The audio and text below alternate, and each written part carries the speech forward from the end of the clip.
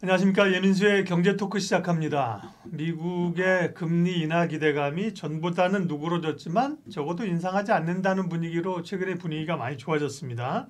매크로 이야기 김한진 이코노미스트 함께 하겠습니다. 박사님 어서 오십시오. 네, 안녕하세요. 그러니까 연초에 보면 올해 금리 6번 내릴 거라 그러니까 그죠? 좀 과한데 우리가 양보해서 3번 그러다가 뭐 2번, 1번 올릴 거야 뭐 이랬는데 최근에 어쨌든 4월 말 5월 초 FOMC에서는 적어도 인상은 없다. 네. 그럼 인상만 없는 건가요? 인하를 하는 건가요? 하면 뭐 주가가 도움이 되는 건가요? 뭐 이제 이제. 근데 월가에서도 뭐 지금 아직까지는 네. 아주 왈가왈부하고 있습니다. 네, 굉장히 의견이 엇갈리고 있고요. 네. 뭐 하우스마다 뭐 한 번에서 여전히 4번, 5번까지. 편차가 크네요. 네, 편차가 네. 굉장히 크고요.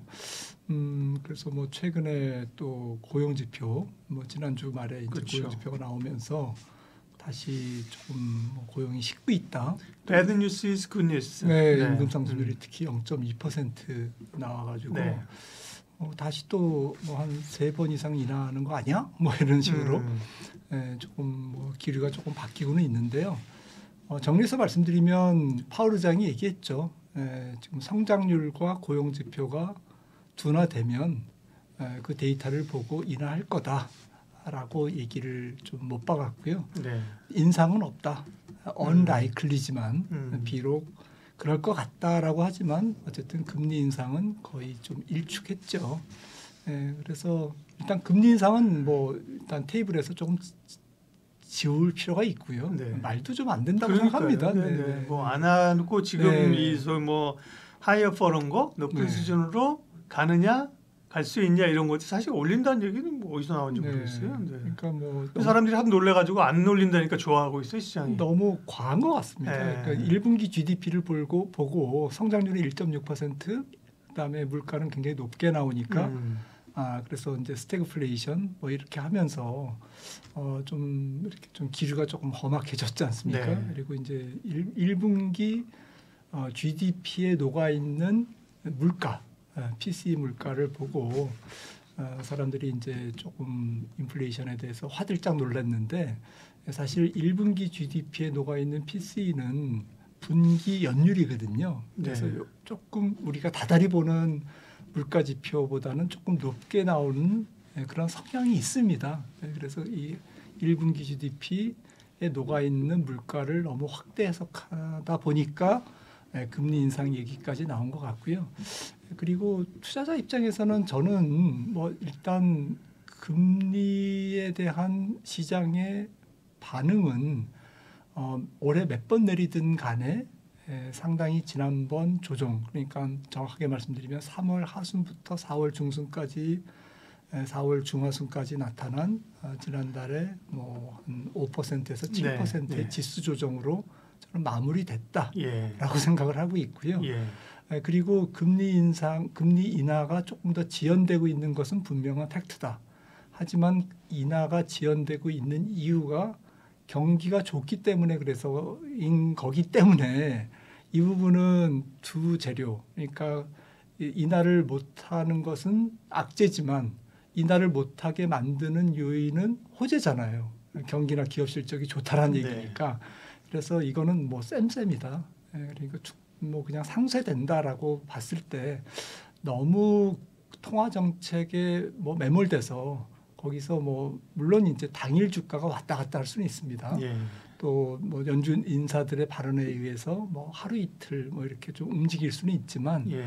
대세는 금리 인하를 앞두고 있는 그런 상태에서 조금 한 번이나 2번 정도로 당초에 한 4번 정도에서 한 번에서 2번 정도로 인하 폭이 줄어드는, 그리고 첫 금리 인하 시기가 빨라야 9월, 좀 늦으면 12월 이 정도로 조금 지연되고 바뀐 것을 주식시장은 이미 조금 반영했다라고 저는 정리하고 싶습니다. 네.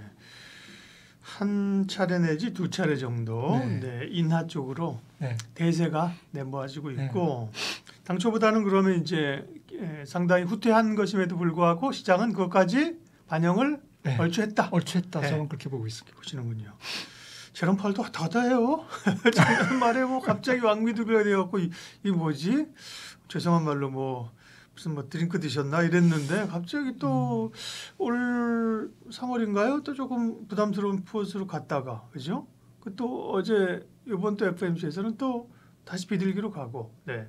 연준 위원들은 좀 다양하잖아요. 연준 위원들 색채가 그죠? 네. 근데 어제 존 윌리엄스 뉴욕 연은 총재 네. 발언한 거 보니까 뭐 파월이랑 같이 한 표 붙었던데요. 네, 그쪽으로. 네, 대체적으로 말씀하신 것처럼 사실 연준 위원들은 성향, 정치적 상황도 다르고 지금 이제 말할 수 있는 기간이기 때문에 뭐 좀 삐쭉삐쭉하지 않겠어요 앞으로 발언들도. 근데 대체적으로는 네, 맞습니다. 동참 비슷하다. 네. 조금은 좀 결이 아직은 다른데 네. 제가 볼 때는 약간 공화당 정부에서 그러니까 예전에 트럼프 때 임명된 네. 크리스토퍼 월러라든지 이런 분들은 뭐 미니애폴리스 연준의장 있죠. 네. 그런 연준 총재 카시카리인가요? 카시카리, 네. 닐 카시카리 이런 분들은 상당히 조금 매파적이고요. 음. 아무래도 그렇겠죠. 네. 네, 그리고 민주당 정부에서 좀 이렇게 지명된 분들이 조금 비둘기적이고 존 윌리엄스 말씀하셨습니다마는 지난번에는 서둘 게 없다. 그러니까요. 왜 네. 서두냐? 네. 금리 인하를 아직도 뭐 지금 물가가 이렇게 잘 안 떨어지고 있는데 네. 하다가 조금 약간 뭐 다시 또 비둘기로 왔다 갔다 하시고 좀 연준 위원들이 좀 말씀을 조금 많이 안 해주시는 게 저는 시장이 이제는 좀 도움이 될 것 같아요. 누가 그런 얘기 하는데 되게 공감했어요. 아니 물론 연준 위원들이 데이터에 근거해서 정책 결정 내리겠다. 데이터 디펜던트라고 하잖아요. 네. 사실 맞는 얘기잖아요. 그냥 감으로 하는 게 아니라 보고 결정한다는 거예요. 근데 누가 그러더라고요. 아니 보고 결정 안 하면 아무나 못하냐? 사실 정책이라는 게 가이드를 주고 그죠? 미래 방향성을 제시하고 해야 되는 거지. 그렇잖아요. 혹은 또 선제적으로 해야 되는 거지. 재료 다 보고 좋으면 뭐 예를 들면 내리고 나쁘면 올리고 그건 누가 못하냐? 그러니까 올릴 때도 네. 실기했지 않습니까? 그러니까요. 데이터 디펜던트로 한참 실기했지 않습니까? 그러니까 그런 얘기를 누가 또 하는데 네. 상당히 공감이 되더라고요. 네. 맞습니다. 그러면 네 금리가 주식시장에 미치는 영향은 사실 굉장히 크잖아요. 예, 금리. 그러면 올해 한두 차례라고 하면 말씀하신 게 한 뭐 그것도 한 7월에서 9월쯤으로 좀 이연되는데 그럼 사실 선거가 임박한 상황이 그죠? 9월 뭐 11월 12월 한 번 내린다. 그 별로 뭐 그때 호재가 되지도 않겠네요. 호재가 되나요? 그 시장이 좀 두려워하는 것은 예. 한 번 인하죠. 12월. 그러니까 예. 너무 멀리 음. 멀찌감치 한 번이나 12월이면 뭐 앞으로도 좀 한참 남았고 네. 하니까 올해 두 번하고 한 번은 뭐 조금 뉘앙스가 좀 다르지 않겠습니까? 그러다 보면 뭐 좀 앞서 말씀드렸듯이 그거는 사실은 올해 미국 경기 괜찮다. 1분기 GDP 2%, 뭐 예를 들어서 2분기 뭐 역시 뭐 한 2% 언저리. 연간 전체 어쨌든 뭐 작년에 2.5%에서 크게 밀리지 않는다라는 전제를 깔고 우리가 봐야 되는 거죠. 그렇다면 뭐 기업 실적도 뭐 꼭 지금 경기랑 같이 가는 것은 아니지만 시장 컨센서스 올해 전년 대비 S&P 500 EPS 증가율 한 11% 괜찮거든요. 그러면 사실은 뭐 금리 인하를 거듭 말씀드리지만 금리 인하가 두 번이냐 한 번이냐는 뭐 사실 주가 지수에 뭐 프라이싱 되는 어쨌든 조정을 불러일으키는 추가 조정을 불러일으키는 그 악재로서의 위력은 시간이 갈수록 조금 줄어들 것이다라고 생각을 하고 있고요. 네. 그래서 근데 이제 시장 심리죠. 투자자들의 심리가 그래도 9월에 인하하는 것과 9월마저도 인하를 안 하고 넘어가는 것과는 조금 이제 불안감, 뭐 투자 심리 쪽에서 조금 차이가 있다라고 생각을 합니다. 제가 방송에서 만나는 분들은 뭐 그럼에도 불구하고 7월 인하 가능성, 6월에 내린다는 분도 아직 있어요. 근데 금리 관련해서는 여러 할 얘기가 있는데 이번에 금리 인하와 관련된 기대와 사이클을 보면서 사실은 이게 선행적인 인하일 경우에는 시장에 도움이 된다. 그런데 후행적으로 경기가 안 좋아서 나중에 금리를 내리게 되면 그럴 때는 오히려 시장이 금리 인하를 악재로 받아 경기가 안 좋구나. 이런 후행적 인하는 악재로 좀 받아들일 가능성이 있다고 했었거든요. 근데 지금으로 보면 선행적인 인하가 아닌 걸로 가잖아요. 그렇게 되면 연말에 뭐 미국 대선 끝나고, 네, 그러면서 또 경기가 확 나빠지면서 금리를 할 수 없이 내리고 그게 시장에 충격이 주고 이런 그 로직에 대해서는 어떻게 생각하십니까? 저는 좀 가능성이 없다고 생각합니다. 예. 경기에 대해서 좀 낙관하고 있고요. 그러니까 지금 연준이 중시하는 뭐 분기마다 나오는 고용 비용 지수, 고용 비용 지수를 결정하는 것은 사실은 노동 시장의 수급이지 않겠습니까? 수요와 공급인데 이 부분이 지난 1분기 지지난주 정도에 나왔었죠. ECI라고 하는데 고용 비용 지수 1분기 데이터가 4.2%인데 굉장히 높거든요. 그러니까 이게 제가 계산할 때는 한 3%까지 떨어져야 연준이 금리를 내릴 수 있어요. 왜냐하면 3%라는 수치는요. 이렇게 보면 팬데믹 이전 2010년부터 이렇게 쭉 봤을 때 경기가 좋았을 때 한 3%였거든요. 네. 지금은 내려왔는데도 지금 4.2%예요. 그러니까 경기가 지금 노동시장이 아직까지는 식지 않은 거예요. 너무 뜨거운 데서 조금 식구는 있어. 근데 완전히 식은 건 아니에요. 아직도 따끈따끈해요. 네. 노동시장이. 그래서 4.2에서 예를 들어서 이 고용비용지수가 한 3%까지 1%포인트 남짓 떨어지는 데까지 얼마나 걸릴까를 생각을 해보면 제 생각에는 한 3, 4개월 걸릴 것 같아요. 그러니까 한 분기 반 정도는 걸려야 될 것 같아요. 네. 그러니까 조금 보수적으로 보면 2분기와 3분기 ECI를 받아보는 그 시점에 연준은 금리를 내릴 수 있을 것 같아요. 그러면 사실은 9월이 넘어가거든요. 네. 9월이 그 3분기니까요. 그러면 결국에는 ECI가 충분히 내려온 다음에 금리를 내린다면 올해 12월 한 번 금리 인하가 가능하다라는 결론이 나옵니다.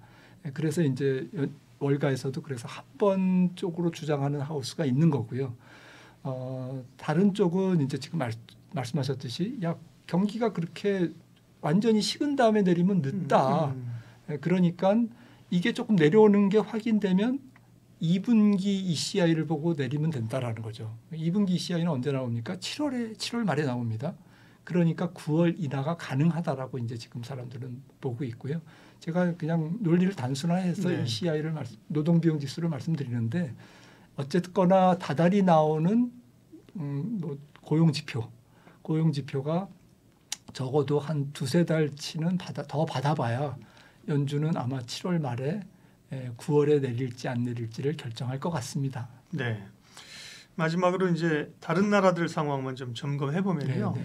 일본은 뭐 지금 내리는 게 아니라 금리를 올린다 그러는 말만 올린다 그러면 안 올리고 있는 거고, 네. 유럽은 지금 뭐 6월부터 내릴 기세잖아요. 유럽은 금리를 내릴 환경이 됐는가? 또 유럽이 내린다고 하면 결국은 미국은 안 내리고 유럽만 내리게 되면 유로 약세 달러 강세로 가는 거네요. 강달러기죠. 우리는 미국이 못 내리면 어쨌든 우리는 인하 시기가 우리도 계속 늦춰진다고 봐야 되는 거죠. 네, 유럽은 사실 약간 디플레이션적인 상황이고 그러니까 성장률도 지금 그냥 그대로 있지만 뭐 굉장히 낮습니다. 0.6에서 0.8% 올해 유로존 전체 경제 성장률이요. 그렇게 전망되고 있고 독일은 0.3에서 0.4. 그러니까 거의 성장이 그냥 멈춘 상태에서 이렇게 잔잔하게 약간 디플레이션적인 그런 상황이 전개되고 있기 때문에 물가도 많이 떨어지고 있거든요. 영국도 마찬가지고요. 그래서 유로존은 ECB가 지금 기준금리가 4.5%인데 아마도 6월에 무조건 금리를 내릴 것 같습니다. 그래서 유로화 약세, 달러 강세가 올해는 조금 뒤바뀌기는 어렵다. 그러니까 달러가 조금 강보합, 최소한 떨어지더라도 그렇게 많이 떨어지지는 않겠는데 이렇게 지금 관측이 되고 있고요. 우리나라는 사실 금통위 지금 일정을 보면 연준이 7월에 내려야 우리 금통위는 한 2번 정도 인하가 가능한 그런 구도로 가고 있고요. 왜냐하면 우리는 금통위가 연준이 만약에 7월 30일을 내리면 8월 22일 한 번 더 내리고 또 마지막 11월 28일 금통위에서 한 번 더 내릴 수가 있거든요. 하지만 만약에 연준이 7월에 금리를 못 내리고 9월은 정치적인 부담 때문에 손을 못 댄다. 그래서 12월에 내린다. 그러면 우리나라 금리 인하가 올해 없을 수도 있습니다. 네. 그러니까요. 다들 좀 금리를 대체로는 좀 떨어지기를 일반인들이 바라지요. 뭐 사실은 집산분들도 담보대출 이런 걸 많이 가지고 있기 때문에 그렇고, 예, 물론 뭐 이자 비용 받으시는 분들은 오르시길 원하겠지만 자영업자들도 그렇고 뭐 다들 내리기를 원하는데 쉽지는 않네요. 예, 연준의 금리 인하가 언제 어느 정도로 속도로 진행될 것인가 논의했습니다. 김한진 박사님 함께했습니다. 고맙습니다. 감사합니다.